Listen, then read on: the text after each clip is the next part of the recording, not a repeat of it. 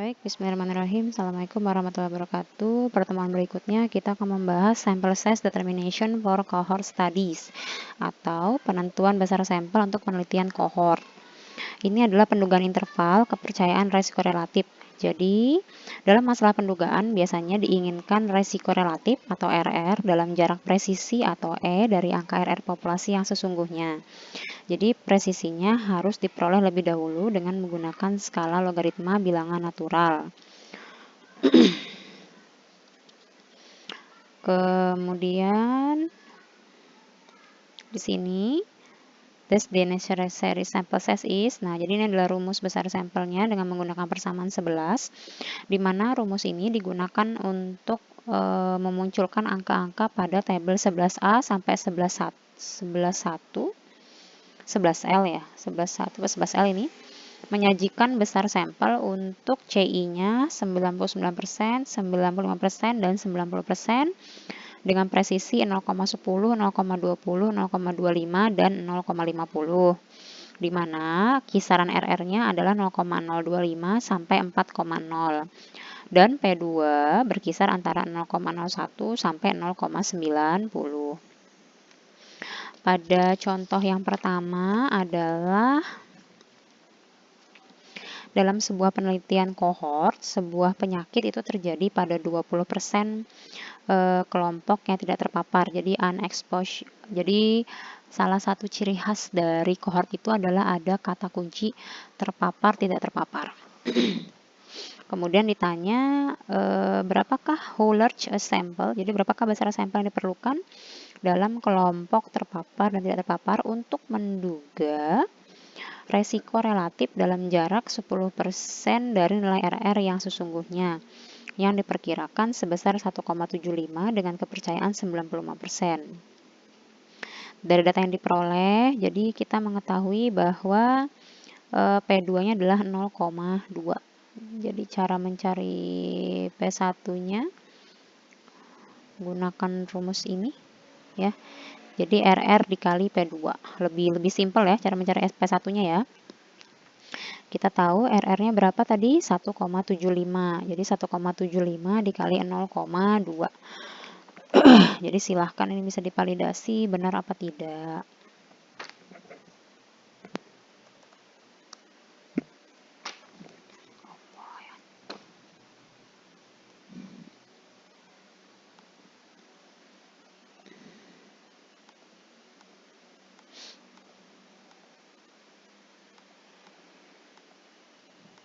Nah ya, jadi RR-nya di sini adalah 1,75. Jadi ini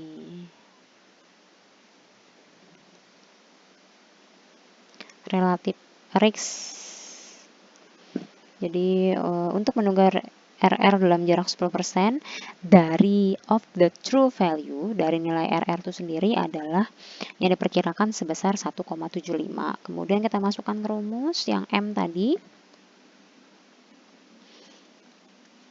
di mana di situ Z1 dikurang alfa per 2 yang dikuadratkan ya 1,960, kemudian 1 dikurang P1. Jadi 1 dikurang P1 berarti 1 dikurang 0,35 dibagi P1 itu sendiri dibagi 0,35 ditambah 1 dikurang 0,2, 0,8 dibagi P2 0,2, kemudian ln dari 1 dikurang 0,1 yang dikuadratkan. Jadi tadi sudah saya sebutkan bahwa ini jaraknya 10% to within ya of the true value. Jadi di sini 0,1, maka besar sampelnya adalah dalam tiap kelompok diperlukan 2027 subjek. Angka ini dapat ditemukan dalam tabel 11E pada perpotongan antara kolom yang sesuai dengan RR 1,75 dan baris yang sesuai dengan P2 sama dengan 0,20. Yang selanjutnya adalah hipotesis testing of the population relative risk. Kita langsung ini the necessary sample size, besar sampel yang diperlukan untuk menguji dua sisi diperoleh dari rumus N sama dengan Z1 dikurang alfa per 2 dikali akar dari 2P dikali 1 dikurang P ditambah Z1 dikurang beta dikali akar dari P1 dikali 1 dikurang P1 ditambah P2 dikali 1 dikurang P2 dikuadratkan. Jadi sebenarnya rumus itu lebih simpel ketika kita sudah ketemu angkanya, maka akan lebih enak. Emang kalau membaca seperti ini semacam kayak ngejelimet ya. Dibagi P1 dikurang P2 kuadrat. Nah, di mana where P itu sama dengan P1 ditambah P2 dibagi 2 sama dengan P2 dikali RR ditambah 1 dibagi 2. Perhatikan ya, note that once P2, jadi perhatikan bahwa jika P2 sudah ditentukan, nilai RR dibatasi dengan ini, RR lebih dari 0, RR kurang dari 1 dibagi P2 ya.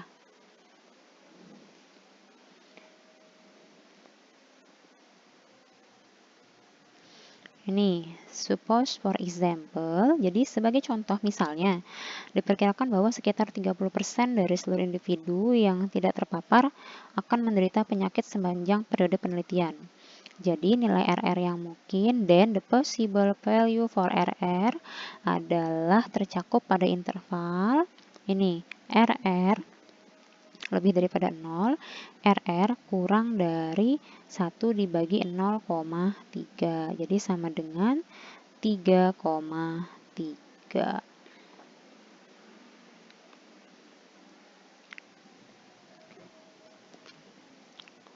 Sebentar.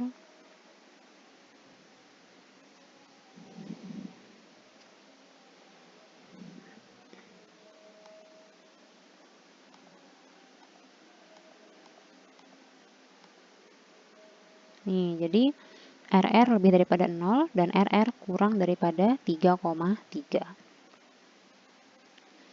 Oke, kemudian di sini diinformasikan bahwa yang ini ya. Tabel 12A sampai 12I menyajikan besar sampel berdasarkan rumus 12. Jadi rumus yang ini. Tabel ini dapat digunakan dengan cara menentukan alfanya 0,01, 0,05, 0,10, beta 0,10, 0,20 atau 0,50, RR berkisar dari 0,25 sampai 4,00 dan P2 berkisar dari 0,01 sampai 0,90. Kita langsung lihat ke contoh supaya lebih gampang. Dua cara pengobatan untuk kanker yang akan dibandingkan efektivitasnya dengan sebuah penelitian kohort dalam suatu uji klinik. Penderita diacak untuk memperoleh treatment A or B dan kemudian diikuti selama 5 tahun pengobatan. Berapa banyak penderita yang harus terlibat dalam penelitian ini?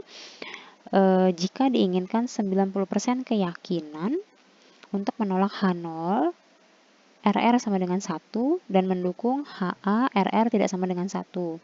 Jika pengujian dilakukan dengan alfa 0,05 dan jika diasumsikan bahwa P2 sama dengan 0,35 dan RR sama dengan 0,5. Kita gunakan rumus 12 ya. Nah, diketahui bahwa RR 0,5, P2 sama dengan 0,35, jadi tadi ada yang rumus P1, RR dikali P2. Ya, jadi 0,5 dikali 0,35 adalah 0,175. Maka P sama dengan 0,175 ditambah 0,35 dibagi 2. Yang tadi ya, P sama dengan P2 dikali RR tambah 1. Cuman tadi ini yang dipakai di sini adalah P sama dengan P1 ditambah P2 dibagi 2. Maka P adalah 0,2625.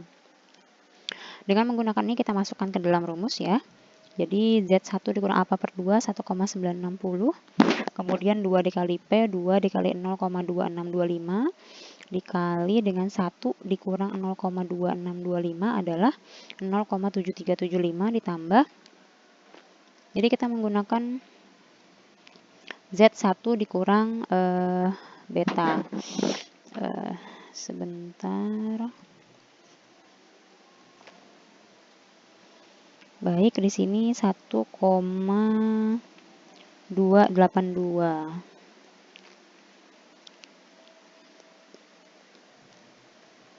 Eh, 1,282 ini coba saya cek ya, apakah ini 90% atau 80%. Nanti coba kita lihat dulu di Excel.